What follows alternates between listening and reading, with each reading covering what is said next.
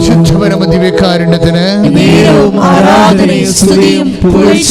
പരിശുദ്ധ പരമദിവ്യകാരുണ്യത്തിന്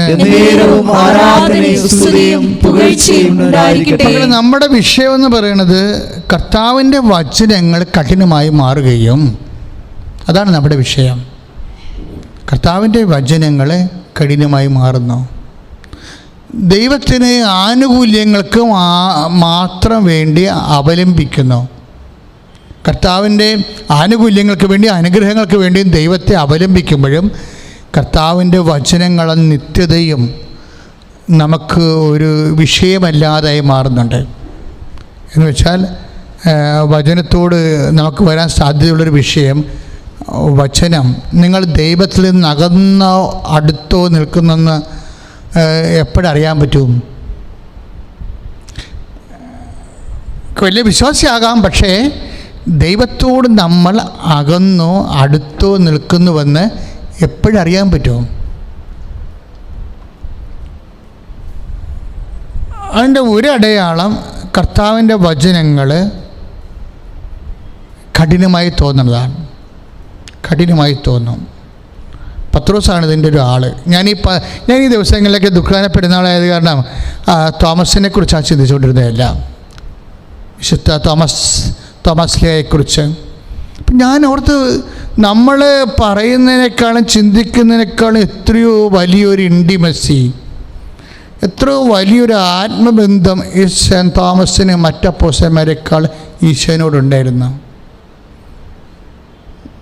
തോമസാണ് ഇപ്പം ഈ ദൈവത്തിൻ്റെ വചനങ്ങൾ, ഇത് കഠിനമായ വചനങ്ങളെ വളരെ ലഘുവായി അനുഭവിച്ച ആളാണ്. ഈശോ പറഞ്ഞെന്താ?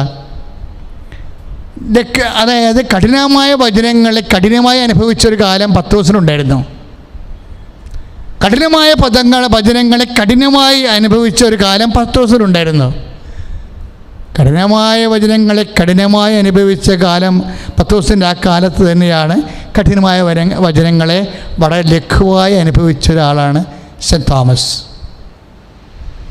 ഇപ്പം സെൻറ്റ് തോമസിൻ്റെ ഒരു വാക്ക് ചില സമയത്തിന് ഓർക്കുകയും, അതായത് സെൻറ്റ് തോമസിന് എത്രയോ വർഷം കഴിഞ്ഞാണ് പൗലോസ് മാനസാന്തരപ്പെട്ടിട്ട് പൗലോസ് വചനം പ്രഘോഷിക്കാൻ തിമോത്തിയുമായിട്ട് ഇറങ്ങുമ്പോഴേ തിമോത്തിക്ക് റിമൈൻഡർ കൊടുക്കുന്നുണ്ട്. തിമോത്തി, പണ്ട് തോമസ് അപ്പോസ്തലൻ പറഞ്ഞൊരു വചനമുണ്ട്, നീ അത് ഓർക്കണമെന്ന് പറയും.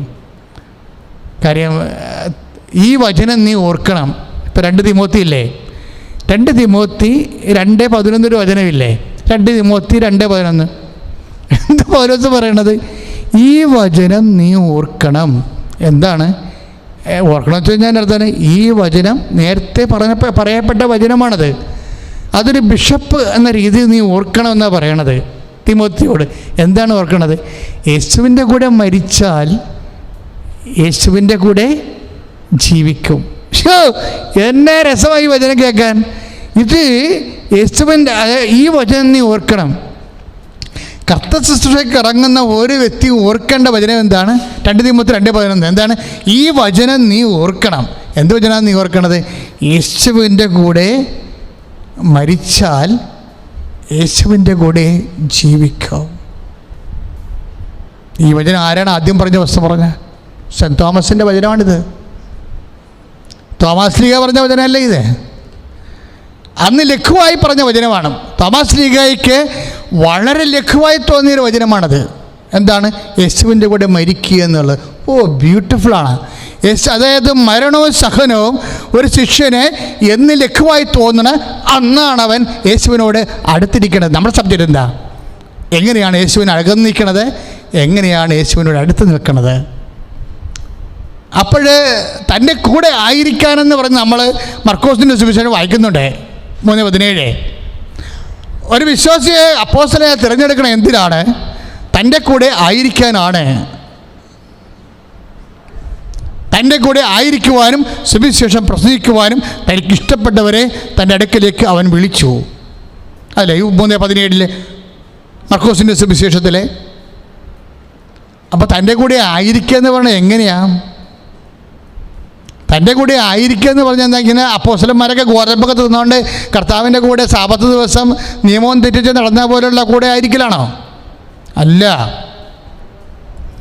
യേശുക്രിസ്തുവിൻ്റെ കൂടെ ആയിരിക്കുക, കൂടെ അല്ലാതിരിക്കുക എന്ന് വെച്ച് കഴിഞ്ഞാൽ ഒരു സഹന സാഹചര്യങ്ങളിൽ നീ കൈവരിക്കുന്ന നിലപാടാണ് പ്രശ്നം. അത് പനിയായിക്കൊള്ളാം, രോഗമായിക്കൊള്ളാം, ഒരു പക്ഷേ ഉറ്റവരും ഉടയവരും നിന്നെ പിന്തള്ളിയ കാര്യമാകാം, സമൂഹത്തിൽ നിനക്ക് വിലയില്ലാത്ത രീതി മറ്റുള്ളവരെല്ലാം കൊത്തുകോഴിയെപ്പോലെ നിന്നെ ഒറ്റപ്പെടുന്ന കാലം. What ever may be the cause, what is your position, were is your position? നിൻ്റെ കുരിശ് എന്ത് തന്നെയായാലും നീ കർത്താവിൻ്റെ കൂടെയാണോ? മനുഷ്യന്മാരുടെയൊക്കെ സ്വഭാവം അറിയാമല്ലോ. അവർ അന്നടക്കുന്നതിന് അപ്പനെന്ന് പറഞ്ഞ പോലെ അപ്പോഴപ്പോൾ ഉള്ള കാര്യം അപ്പനാ, അത് കഴിയുമ്പോൾ അവർ കൈ ഒഴിയും. പക്ഷേ എന്ത് സഹന സാഹചര്യം വന്നാലും തോമസ് അലിയാ എന്ന് പറഞ്ഞത് 11:28 ശ്രദ്ധിക്കട്ടെ മക്കളെ. യേശുവേ സ്തോത്രം, ഹല്ലേലൂയ. യേശുവേ നന്ദി, യേശുവേ സ്തുതി, യേശുവേ ആരാധന, ആരാധന, ആരാധന, ആരാധന. Hallelujah, hallelujah, hallelujah. മഹത്വം, മഹത്വം, ആരാധന, ആരാധന. Hallelujah, hallelujah, hallelujah.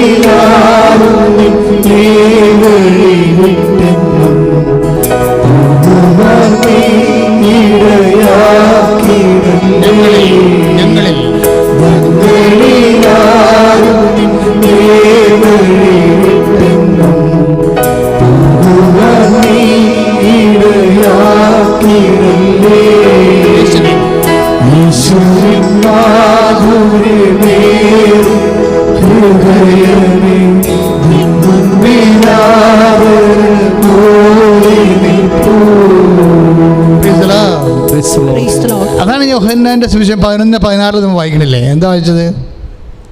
അതായത് നമുക്കും പോയി അവനോടുകൂടെ മരിക്കാം. ഈ വാക്ക് ആദ്യം പറഞ്ഞതാരാ? സെൻറ്റ് തോമസാണ്. ഈ വാക്ക് 11:16 ഈ വാക്കാണ് വർഷങ്ങൾക്ക് ശേഷം പൗലോസ് അപ്പോസ്തലൻ തിമോത്തിയോട് പറയണത്. എന്താ കാര്യം? ഈ വചനം നീ ഓർക്കണം.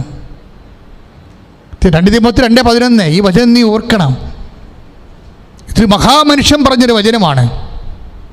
കർത്താവിനെ കൂടെ മരിക്കാൻ വേണ്ടി കച്ച കെട്ടി ഇറങ്ങിയ ചോപ്പ് നാട ബിഷപ്പിനെ പോലെ കെട്ടിയിറങ്ങിയ ഒരു മനുഷ്യനുണ്ട്, സെൻറ്റ് തോമസ്. അവൻ പണ്ട് പറഞ്ഞ വാക്കാണിത്. ഈ വചനം നീ ഓർക്കണം. എന്താണ്? കർത്താവിനോട് മരിക്കുന്നവരെ കർത്താവിൻ്റെ കൂടെ നേടും. ദൈവമേ, കർത്താവിൻ്റെ കൂടെ മരിക്കുക എന്ന് വെച്ച് കഴിഞ്ഞാൽ നമ്മളെയും കുറ്റത്തേക്ക് മരിക്കുക എന്നല്ലേ അർത്ഥം. സകല സാഹചര്യങ്ങൾ വാട്ട് എവർ ഇറ്റ് കംസ്,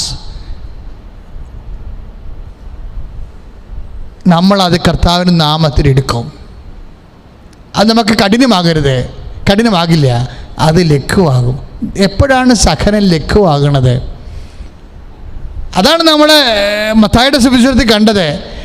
കർത്താവ് വിളിക്കണത് എങ്ങനെയാണ്? ശിഷ്യന്മാരെ മാത്രമല്ല, എല്ലാവരെയും വിളിക്കണത് എങ്ങനെയാണ്? കർത്താവ് അധ്വാനിക്കുന്നവനെ, ഭാരം വഹിക്കുന്നവനെ എൻ്റെ അടുക്കൽ വരിക. എന്തിനാണ്? എൻ്റെ ഭാരം ലഘുവാണ്, എന്നിൽ നിന്ന് പഠിക്കാനാണ്.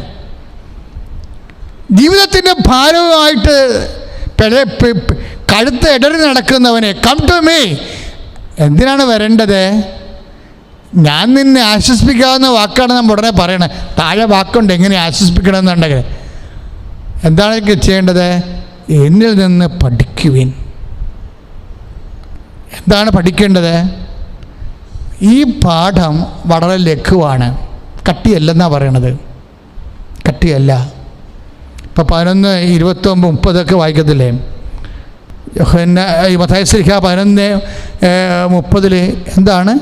എന്തെന്നാൽ എൻ്റെ നുകം വഹിക്കാൻ എളുപ്പമുള്ളതാണ്, ഭാരം ലഘുവാണ്. അപ്പോൾ ലഘുവാണ് ശരിക്കും.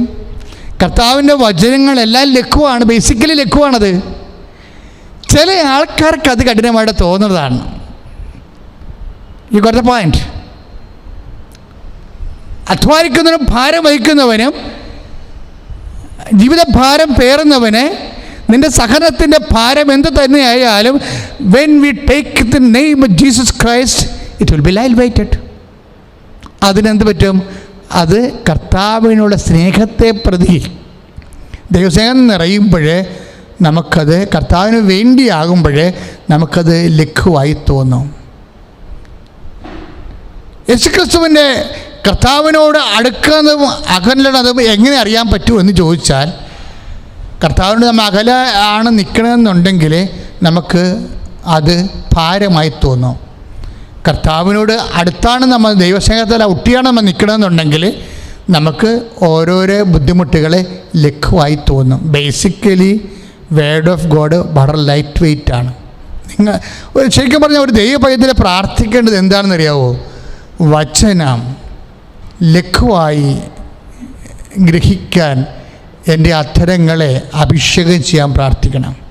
ഒന്ന് പ്രാർത്ഥിച്ചേ. കർത്താവേ, ഭാരപ്പെട്ട കാലങ്ങളില് അങ്ങയുടെ വചനങ്ങള് മധുരമായി തോന്നാൻ അങ്ങയുടെ വചനം നടപ്പിൽ വരുത്തുന്ന ഉത്തരവാദിത്വം ലഘുവായി തോന്നുവാൻ കർത്താവേ അഭിഷേകം ചെയ്യണമേ. വചനം ലഘുവായി അനുഭവിക്കുവാൻ എന്നെ അഭിഷേകം ചെയ്യണമേ. ശ്രുതികട ഹല്ലേലൂയ.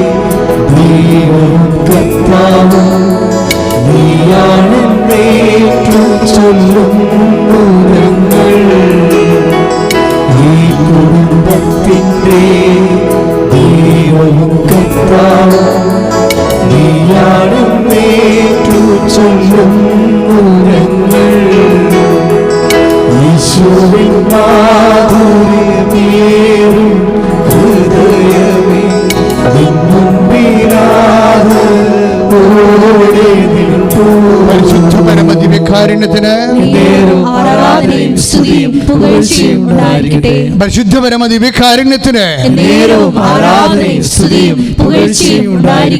പ്രിയമുള്ളവരെ, പത്രോസിന് വചനം കഠിനമായ 2 കാലങ്ങളുണ്ട്. ആ സമയത്ത് വചനം സെൻറ്റ് തോമസിന് ലഘുവായിരുന്നു. സെയിം വേർഡ് ഓഫ് ഗോഡ് ഒരു ശിഷ്യന് കഠിനവും ഒരു ശിഷ്യന് എങ്ങനെയാണ് ലഘുവാകുന്നത്? That's A difference. അതാണ് വ്യത്യാസം. പത്രോസ് ഉദാഹരണത്തിന് നമ്മുടെ ലാസറിനെ ഉയർപ്പിക്കാൻ പോകുന്ന സമയത്ത് അപ്പോസ്തലന്മാർ പറയുന്ന, കർത്താവിനെ തടയുന്നൊരു ഭാഗമുണ്ട്. എന്താ പറയണത്? കർത്താവ് ലാസറിനെ ഉയർപ്പിക്കാൻ പോകുന്നു, അല്ലെങ്കിൽ ലാസറിൻ്റെ അടുത്തേക്ക് പോകുന്നുവെന്ന് മനസ്സിലാക്കിയപ്പോൾ അപ്പോസ്തലന്മാർ പറഞ്ഞത് എന്താണ്? ഇപ്പോൾ തന്നെ അവർ നിന്നെ കല്ലെറിയാൻ കാത്തിരിക്കുകയാണ്. ഇപ്പോൾ തന്നെ അവർ നിന്നെ കല്ലെറിയാൻ കാത്തു നിൽക്കുകയാണ്.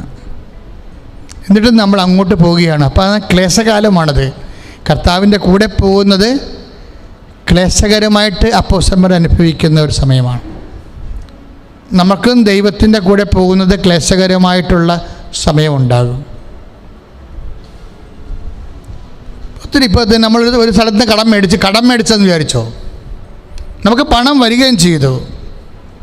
അപ്പോൾ നമുക്ക് ഫ്രിഡ്ജ് മേടിക്കണം, ടി വി മേടിക്കണം, അല്ലെങ്കിൽ അത് വലുതാക്കണം, അതിൻ്റെ ഇഞ്ച് കൂട്ടണം. അപ്പോൾ കടക്കാരോട് നമ്മൾ എന്ത് പറയും? അടുത്ത പ്രാവശ്യം പെൻഷൻ വരുമ്പോൾ തരാമെന്ന് പറയും. കള്ളത്തരല്ലേ അത്? നമ്മുടെ ടി വിയുടെ ബ്രിത്ത് വർദ്ധിപ്പിക്കാൻ വേണ്ടി, അതിൻ്റെ ഇഞ്ച് വർദ്ധിപ്പിക്കാൻ വേണ്ടി നമ്മൾ അരി വെക്കാനുള്ള, ഇത് കൊണ്ടുവന്നതിൻ്റെ അരി വെക്കാനുള്ളതിൻ്റെ കടം നമ്മളിവിടെ പൂത്തി വെച്ചിട്ട് നമ്മുടെ സൗകര്യങ്ങൾക്ക് വേണ്ടി എടുക്കുമ്പോൾ കർത്താവിൻ്റെ വചനം നമ്മുടെ ഉള്ളിലുണ്ട്. നീ കാണിക്കുന്നത് തെറ്റാണെന്ന് പറഞ്ഞു കഴിഞ്ഞാൽ തൽക്കാലം ആ തെറ്റാണെന്ന് പറഞ്ഞ ബൈബിൾ മടച്ചു വെക്കും. ഇതാണ് സംഭവം കഠിനം എന്ന് പറയണത്. കഠിനമായിട്ടല്ല. വാസ്തവത്തിൽ ആർക്കാണ് ദൈവവചനം ആരിലേക്കാണ് വരണത് അവനെ വേണമെങ്കിൽ പിശാചെന്ന് വിളിക്കാം, നമുക്ക് ദൈവമെന്ന് വിളിക്കാം. ദൈവവചനം ആരിലേക്ക് വന്നു അവരെ ദൈവങ്ങളെന്ന് വിളിച്ചെന്ന് പറഞ്ഞ പോലെ തന്നെയുള്ള അതിൻ്റെ ഷാഡോ വേർഡാണ് ദൈവവചനം ആരിലേക്ക് വന്നു അവരെ പിശാചെന്ന് വിളിച്ചെന്ന്. എന്താ കാര്യം? ദൈവവചനം സ്വീകരിക്കാനുള്ള വ്യക്തിയുടെ റിസെപ്റ്റിവിറ്റിയാണ് പ്രോബ്ലം, വചനത്തിനല്ല പ്രശ്നം. വചനം ആര് സ്വീകരിക്കുന്നു അതാണ് വിഷയം. വചനത്തിനല്ല പ്രശ്നം. വചനം ബേസിക്കൽ ലഘുവാണ്. പക്ഷെ വചനത്തോട് മൽപ്പിടുത്തം നടത്തുന്നവർ, മല്ലടിക്കുന്നവർക്ക് വചനം കഠിനമാണ്. ഇപ്പോൾ യോഹന്നാൻ 6:60 വായിച്ചാൽ നമ്മൾ എന്ത് പറയും? യോഹന്നാൻ 6:60 ഈ വചനം കഠിനമാണ്. കർത്താവ് പറഞ്ഞ് ഈ എൻ്റെ ശരീരം ഭക്ഷിച്ചില്ലെങ്കിൽ നിങ്ങൾ മരിക്കുമെന്ന് പറയുമ്പോൾ കർത്താവിനോട് അടുപ്പമില്ലാത്തവർ അകന്ന ശിഷ്യന്മാർ പറയും ഈ വചനം കഠിനമാണ്. അത് തെറ്റല്ലേ? ഈ വചനം കഠിനമാണ് എന്ന് പറയുമ്പോഴേ ആ വചനം പറയുന്നവൻ പറയുന്നു ഈ വചനം ലഘുവാണെന്ന്. അതിനെ എങ്ങനെ കഠിനമാണ്? ഇപ്പോൾ യോഹന്നാൻ 6:60 നമ്മൾ വായിക്കുന്നു ഈ വചനം കഠിനമാണ്. പക്ഷേ ആ വചനം പറഞ്ഞിരിക്കുന്ന കർത്താവ് പറയണത് 11:30 മത്തായിയുടെ സുവിശേഷത്തിൽ എന്താ പറയണത്? ഈ വചനം ലഘുവാണ്. അപ്പോൾ എന്താ പ്രശ്നം? വചനം ബേസിക്കലായിട്ട് ലഘുവാണ്. ചിലർക്കത് കഠിനമായി തോന്നുന്നത് അവരുടെ റിസെപ്റ്റിവിറ്റിയുടെ പ്രശ്നമാണ്.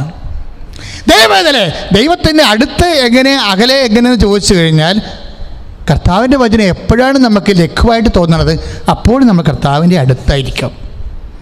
കർത്താവിൻ്റെ വചനം എപ്പോഴാണ് നമുക്ക് ഹാർഡായിട്ട് തോന്നുന്നത് അപ്പോൾ നമ്മൾ ദൈവത്തിൻ്റെ അകലെയായിരിക്കും. പ്രാർത്ഥിക്കുക, കർത്താവായ ദൈവമേ, അങ്ങയുടെ വചനങ്ങളെ മരണം വരെ ലഘുവായി തോന്നി നടപ്പിൽ വരുത്തുവാൻ എനിക്ക് അഭിഷേകങ്ങൾ എന്നെ അനുഗ്രഹിക്കണമേ.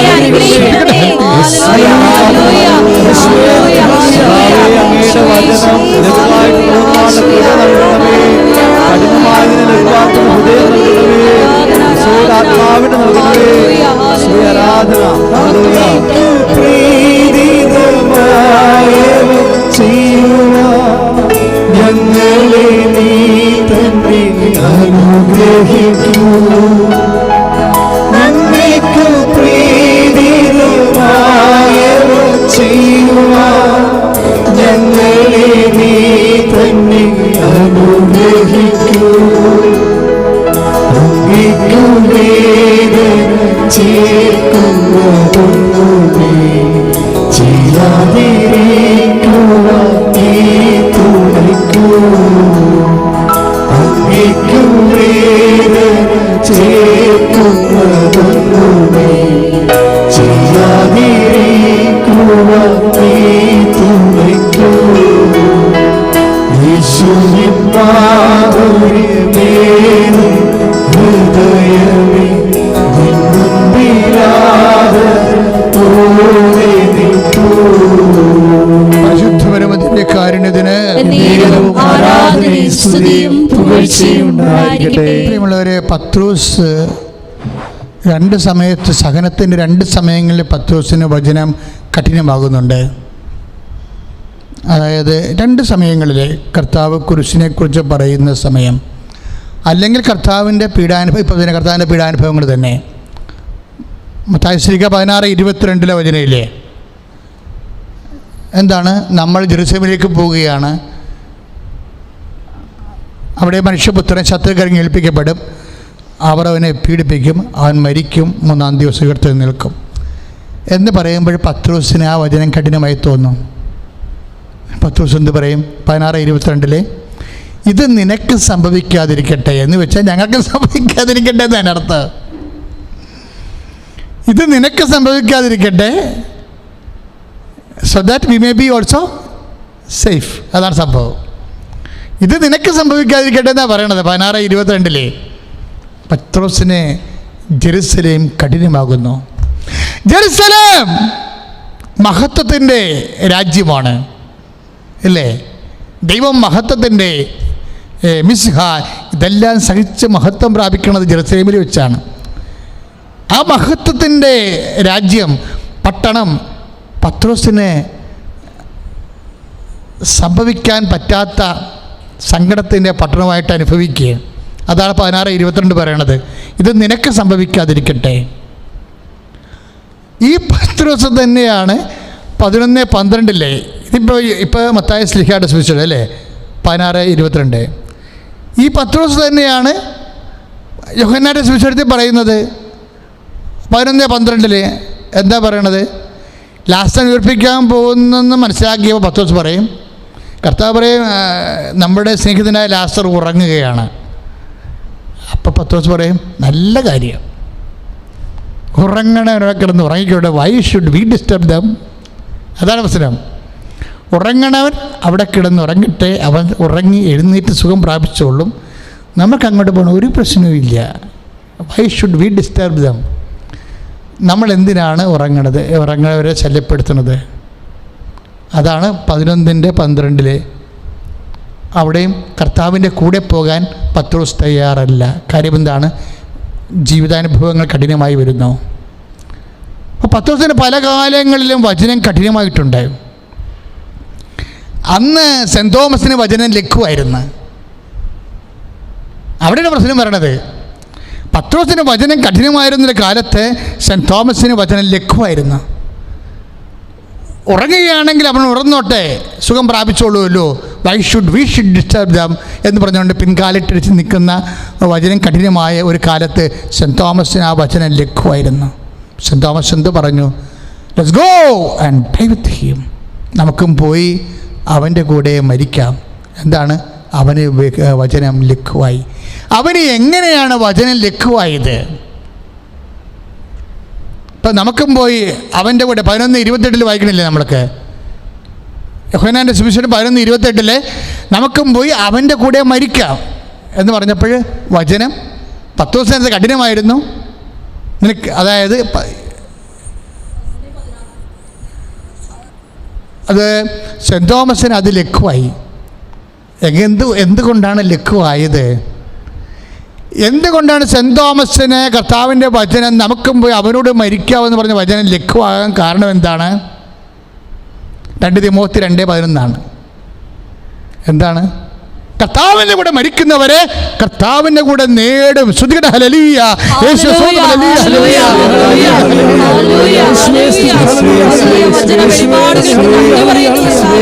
ഞങ്ങളും അവനോടുകൂടി ജീവിച്ച് അവനോടുകൂടി മരിക്കുവാനുള്ള നൽകണമേ.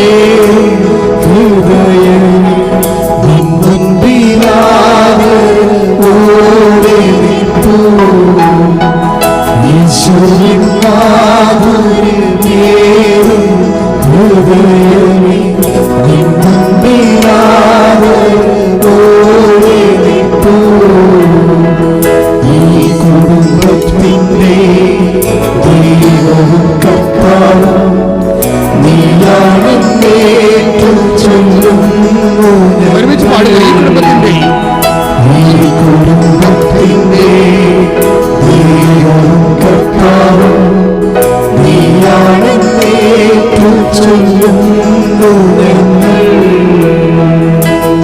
പരിശുദ്ധ പരമദിവ്യകാരുണ്യത്തിന്.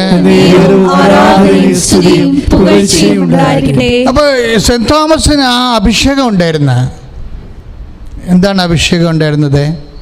കർത്താവിൻ്റെ കൂടെ മരിക്കുന്നവരെ കർത്താവിൻ്റെ കൂടെ ഉയർത്തെഴുന്നേൽക്കുമെന്ന നിത്യജീവനെക്കുറിച്ചുള്ള കോൺസെപ്റ്റാണത്. ഒരു പക്ഷേ ഏറ്റവും കൂടുതൽ നിത്യജീവനെക്കുറിച്ച് ബൈബിളിൽ ചിന്തിച്ചിട്ടുള്ള ഫസ്റ്റ് ഈക്വൽസ്. നമ്മൾ ഫസ്റ്റ് ഈക്വൽസ് എന്ന് ശരിക്കും പറഞ്ഞാൽ ഫസ്റ്റ് പോപ്പിനെ കുറിച്ചാണ് പറയണത് സഭയിൽ, അല്ലേ? പത്രോസിനെ കുറിച്ച് തുല്യന്മാരിൽ ആദ്യത്തേവൻ. പക്ഷേ ചില കോൺസെപ്റ്റ് ബേസ് സെൻറ് തോമസ് ആണ് ഫസ്റ്റ് ഈക്വൽ. തുല്യന്മാരിൽ പ്രത്യേകിച്ച് നിത്യതയെക്കുറിച്ചുള്ള കോൺസെപ്റ്റില്ലേ. ഇപ്പം നമുക്കും പോയി അവനോട് മരിക്കാമെന്ന് പറഞ്ഞില്ലേ? അപ്പം തിമോത്തി എന്താ പറയണത്? ഈ വചനം മറക്കരുതേ. പൗലോസ് പറയും തിമോത്തിയോട്, ഈ വചനം മറക്കരുത്, നമുക്കും പോയി അവനോട് മരിക്കാവുന്ന വചനം മറക്കരുത്. എന്താ കാരണം? അതിൽ നിത്യജീവനുണ്ട്. നിങ്ങൾ ദൈവവചനം അന്വേഷിക്കുന്നു, അതിൽ നിത്യജീവനുണ്ടെന്ന് നിങ്ങൾക്കറിയാം. പരിസയരോട് കർത്താവ് പറഞ്ഞ വാക്കാണിത്. ദൈവവചനത്തിലെ മനുഷ്യൻ എന്താണ് അന്വേഷിക്കുന്നത്? കഞ്ഞി, കാപ്പി, കല്യാണം, കുഞ്ഞുങ്ങൾ, നോൺസെൻസ്. പിന്നെന്താണ് അന്വേഷിക്കണത്? എന്താണ്? നിത്യജീവൻ. ദൈവവചനത്തിൽ നിത്യജീവൻ ഉണ്ടെന്ന് ആദ്യം കണ്ടെത്തിയ മനുഷ്യനാരാണ്? Saint Thomas. അവൻ പറഞ്ഞു നമുക്ക് അവൻ്റെ കൂടെ പോയി മരിക്കാം. കാരണം എന്താണ്? അവൻ്റെ കൂടെ മരിച്ചാൽ അവൻ്റെ കൂടെ ഉയർത്തു നിൽക്കും. ശ്രദ്ധിക്കട്ടെ. Hallelujah, hallelujah, hallelujah. വചനത്തിന്റെ സാക്ഷികളായി ഞങ്ങളെ ഉയർത്തണമേ. Hallelujah, hallelujah, hallelujah.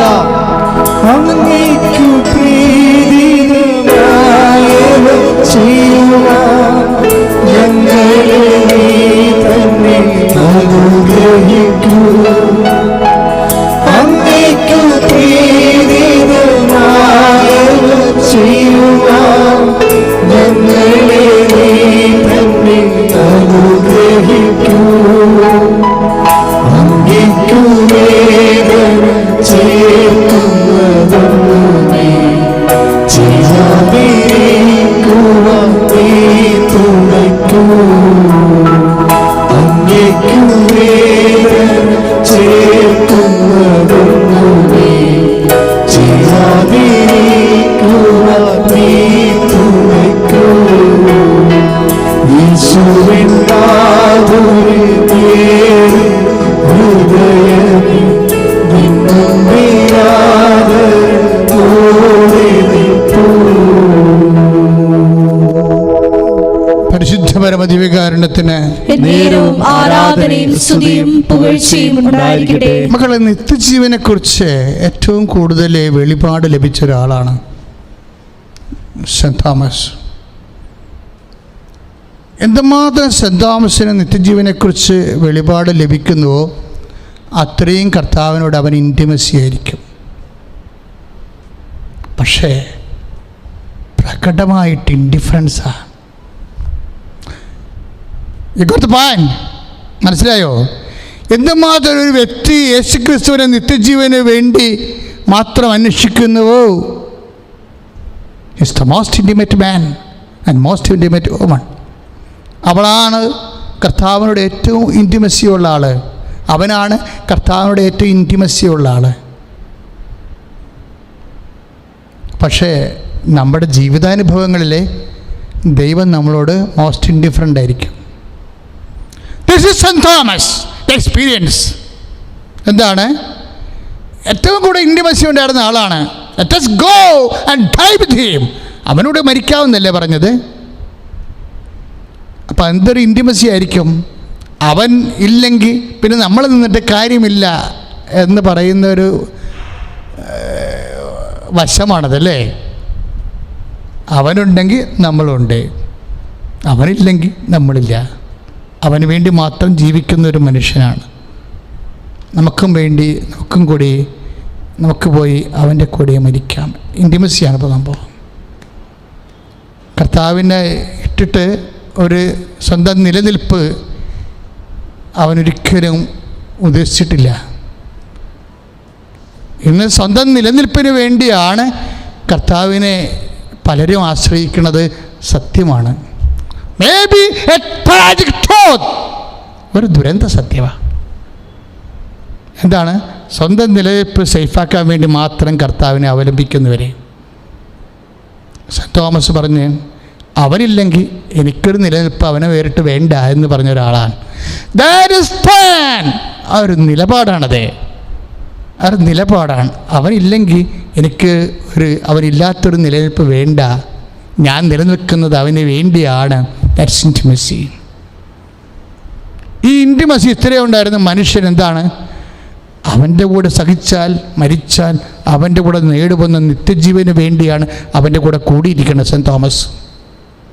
അതുകൊണ്ട് പണ്ടൊരിക്കൽ ചോദിച്ചേ, കർത്താവേ അപ്പോൾ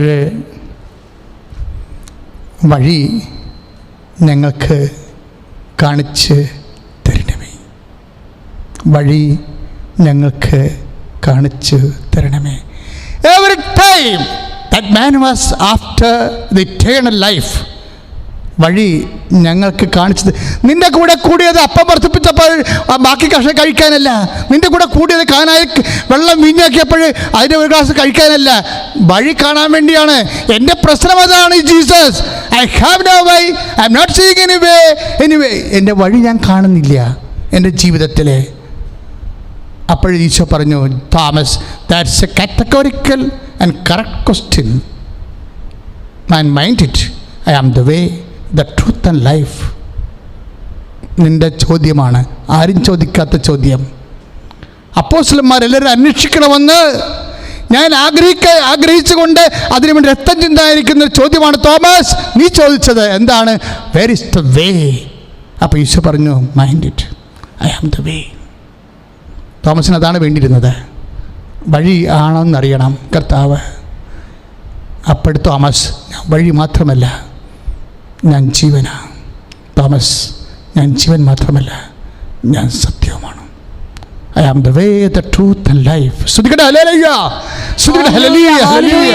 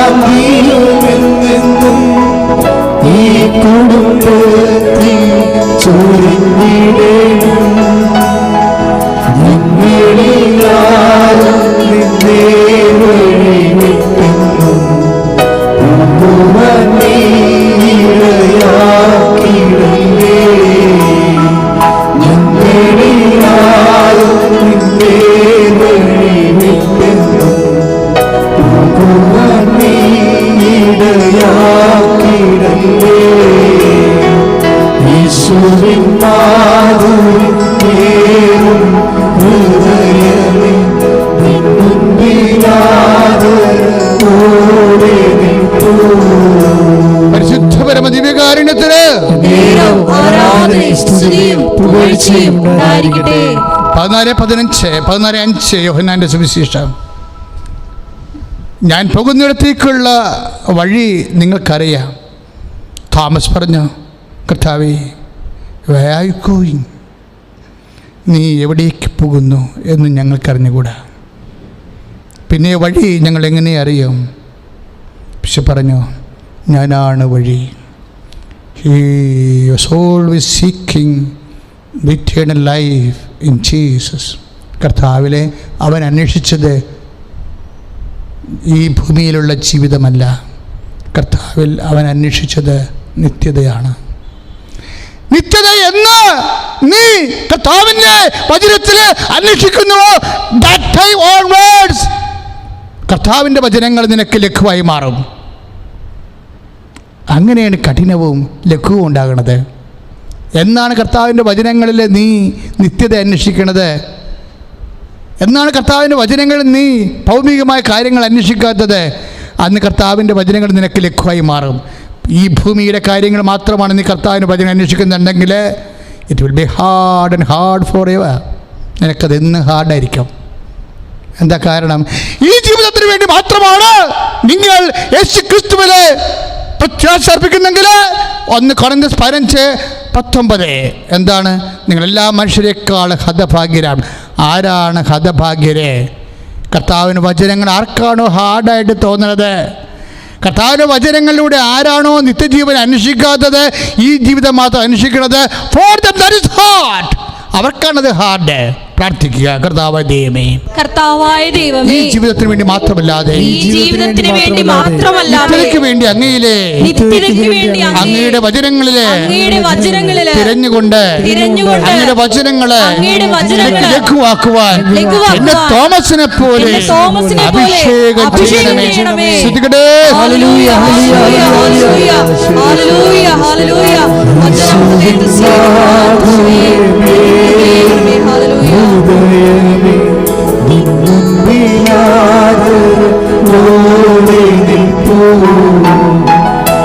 So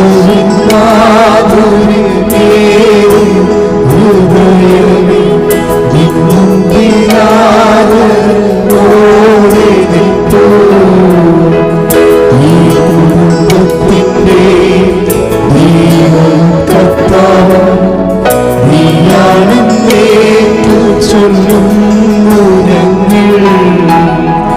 നീ കുടുംബത്തിൻ്റെ ദൈവം കർത്താവ്, നീയാണെന്നേറ്റു ചൊല്ലുന്നു ഞങ്ങൾ. യേശുവിൻ മാധുര്യമേറി ഹൃദയമേ നിൻ മുൻപിലാവരോടെ നിൽപ്പൂ. മത്തായിയുടെ സുവിശേഷത്തിൽ 11:25 പറയും. മത്തായിയുടെ സുവിശേഷം 11:25 ഈ ദൈവവചനം ലൈറ്റ് വെയിറ്റ് ആയിട്ട് തോന്നണവരെ വിളിക്കണ ഒരു പേരുണ്ട്, ചിൽഡ്രൻ, ശിശുക്കള്. നമ്മൾ എന്തെല്ലാം പൊട്ടത്തരങ്ങളാണ് വ്യാഖ്യാനിച്ച് കൊടുത്തിരിക്കുന്നത് ജനങ്ങളോട്.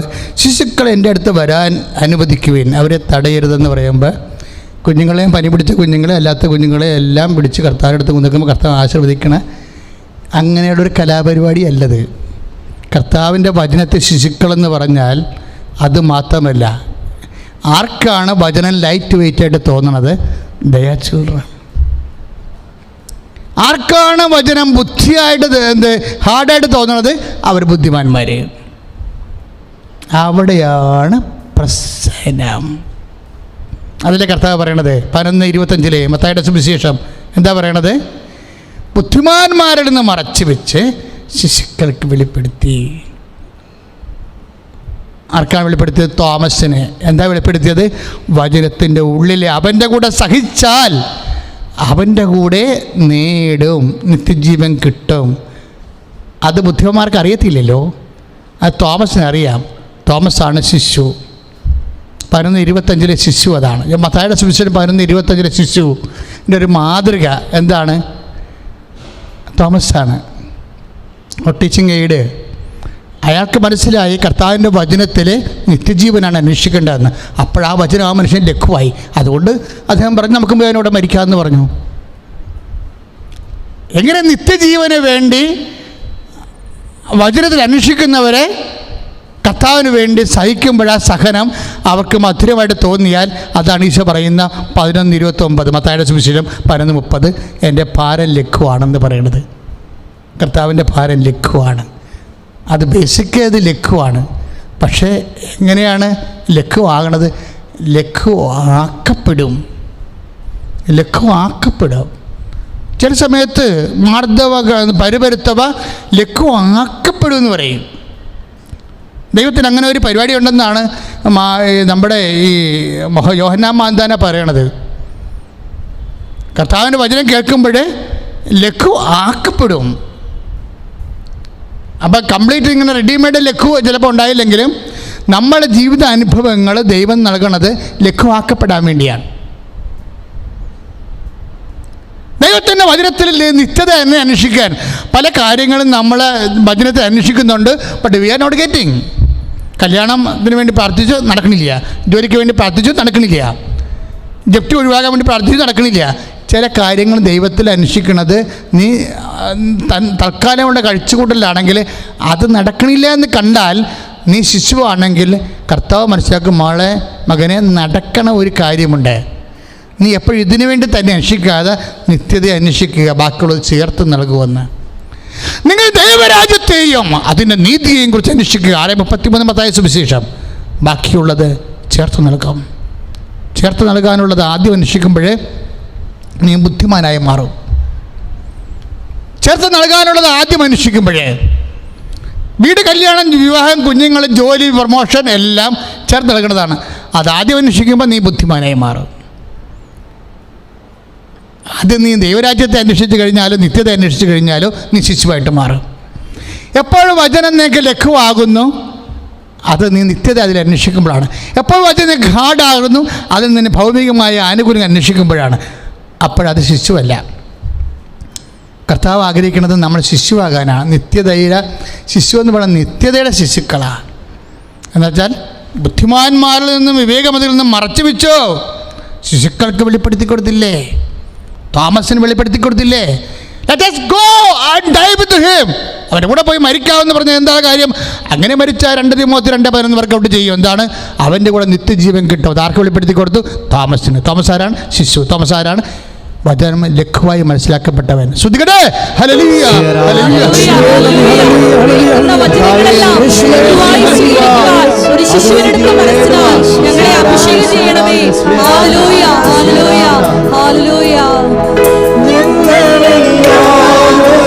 സ്നേഹത്തിലും പുണ്യരാഗത്തിലും നിത്യം ചരിച്ചിടട്ടെ. ഞങ്ങളെല്ലാവരും സ്നേഹത്തിലും പുണ്യരാഗത്തിലും നിത്യം ചരിച്ചിടട്ടെ. നിത്യസൗഭാഗ്യത്തിൽ ചേർന്നിരുന്നാളെ നന്മതൻ പാതയിൽ നീ നയിക്കൂ.